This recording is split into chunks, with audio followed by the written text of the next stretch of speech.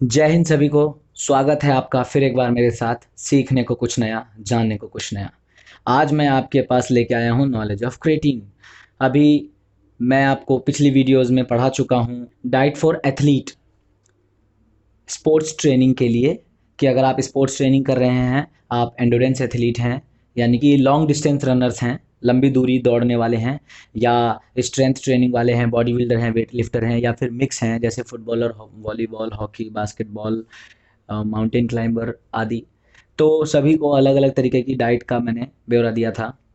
और फिर मैंने आपको ग्लूटामाइन का एक डिटेल डिस्क्रिप्शन दिया था एक अलग वीडियो में, जिसमें आपने पढ़ा कि ग्लूटामाइन किस प्रकार से हमारे लिए आवश्यक है और क्या उसका साइड इफ़ेक्ट है या नहीं है।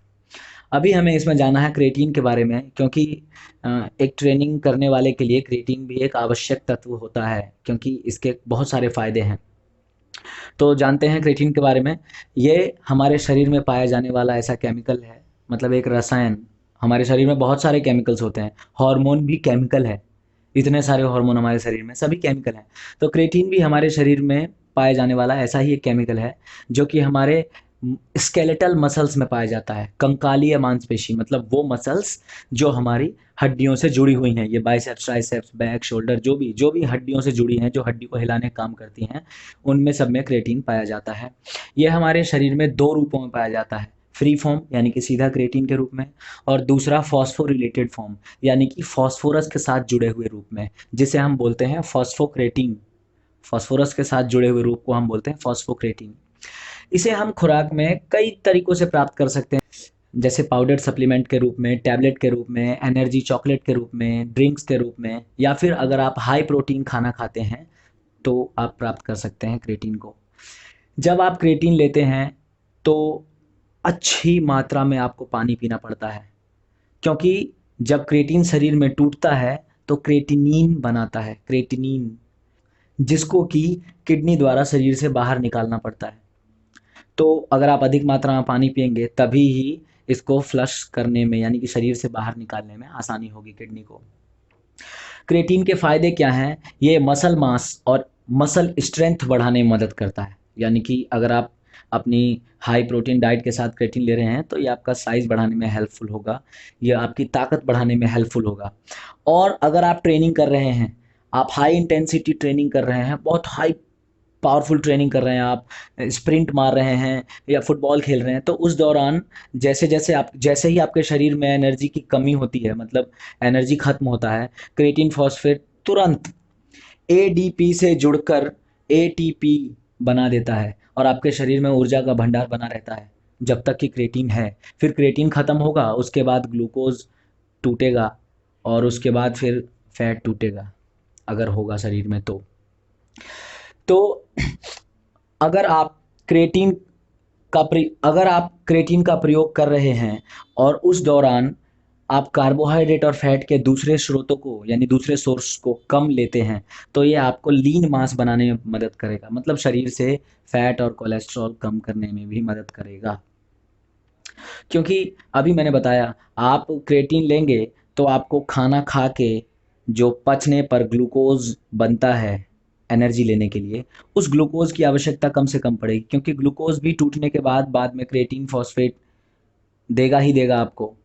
और अगर आप सीधे तौर पर क्रिएटिन फॉस्फेट लेते हैं तो आपको अपनी खुराक में वो चीज़ें कम कर सकते हैं, रोटी चावल और वगैरह वगैरह कम कर सकते हैं थोड़ी मात्रा में, कार्बोहाइड्रेट के सोर्स, फैट के सोर्स कम कर सकते हैं।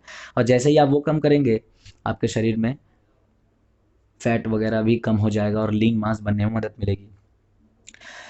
इसका प्रयोग weight lifter, footballer, sprinter, hockey player, या जिसे स्ट्रेंथ और एंडोरेंस दोनों का मेल चाहिए, वो अधिक करते हैं क्रिएटिन का प्रयोग। और इसका प्रयोग कमज़ोर मांसपेशियों से, यानी कि वीक मसल्स से होने वाली परेशानी या बीमारी में भी किया जाता है, थोड़ा सुधार लाने के लिए। जैसे कि उम, हा आपके हृदय की मांसपेशी कमज़ोर हो गई है, हार्ट अटैक की कंडीशन बनी है, या हार्ट फेल की कंडीशन बनी है, या फिर आपका मसल लॉस हो रहा है, कमज़ोर हो रहे हो आप, या न्यूरोमस्कुलर प्रॉब्लम है, थोड़ा मानसिक परेशानी है, उन कंडीशंस में क्रिएटिन का प्रयोग किया जाता है, ताकि थोड़ा-सा हालत में सुधार हो सके। एनर्जी मिल जाती है ना इससे बहुत जल्दी, अभी बताया मैंने आपको। और भी कई सारे कारण हैं, पर उसके लिए फिर क्रिएटिन का पूरा मॉलिक्यूलर स्ट्रक्चर वगैरह जानना कैसे इफ़ेक्ट करता है, वो इस इस तरीके से इतनी आसानी से नहीं समझाया जा सकता। डोज़ की बात करें अगर, तो एक नॉर्मल एथलीट, एक सामान्य खिलाड़ी 5 ग्राम पर डे ले, और एक एडवांस एथलीट है तो वो 10 से 15 ग्राम पर डे ले तो ठीक है, या फिर अगर ट्रेनिंग ज़्यादा कर रहा है, बहुत ज़्यादा कर रहा है, तो 20 ग्राम पर डे तक पहुंचा सकता है। लेकिन अगर हाई डोज लिया, यानी कि मतलब ज़रूरत से ज़्यादा लिया, 30 से 40 ग्राम पर डे तक पहुंचा दिया, तो फिर आपको थोड़े साइड इफ़ेक्ट देखने को मिल सकते हैं। इसके सामान्य रूप से साइड इफ़ेक्ट क्या होते हैं? देखो, नॉर्मल डोज पर तो इसका कोई साइड इफ़ेक्ट नहीं होता, लेकिन जब आप हाई डोज लेते हैं तो इसका साइड इफ़ेक्ट आपको देखने को मिल सकता है, जैसे कि तनाव, थोड़ा एग्रेशन, एंजाइटी आपको फील होगा, सांस लेने में तकलीफ़ महसूस होगी आपको, बुखार, सर दर्द, और गैस बन जाएगा। सबसे पहला तो साइड इफ़ेक्ट यही नज़र आता है कि गैस बन जाती है पेट में। और अगर आप ज़रूरत से ज़्यादा लेते हैं तो आपका वेट गेन होगा, वज़न बढ़ने लगेगा। बाकी अभी मैंने आपको बताया कि क्रिएटिन के टूटने से क्रिएटिनिन बनता है, तो यदि आप ज़्यादा मात्रा में लेंगे तो क्रिएटिनिन अधिक मात्रा में बनेगा, शरीर से उसको निकालने की फिर झंझट हो जाएगी। तो इसीलिए कहा जाता है कि जिन्हें किडनी से संबंधित बीमारी है, लीवर से संबंधित बीमारी है, या फिर डायबिटीज़ है, उन्हें क्रिएटिन का प्रयोग नहीं करना चाहिए। 18 वर्ष से कम उम्र के बच्चे या फिर कोई प्रेग्नेंट लेडी है, उन्हें भी क्रिएटिन के उपयोग से बचना चाहिए। तो मैं उम्मीद करता हूँ कि आपको क्रिएटिन का ओवरव्यू समझ में आ गया होगा, और आपको ज़रूरत है इसे लेने की या नहीं है, ये आप तय कर पाएंगे। तो मेरे साथ जुड़े रहिए, सीखते रहिए।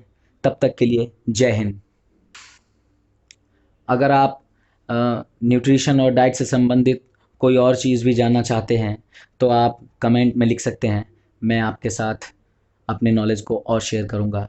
आपको और इजी हो जाएगा ये तय कर पाना कि क्या आपके लिए ज़रूरी है, क्या नहीं। तब तक के लिए मेरे साथ जुड़े रहिए, सीखते रहिए। जय हिंद।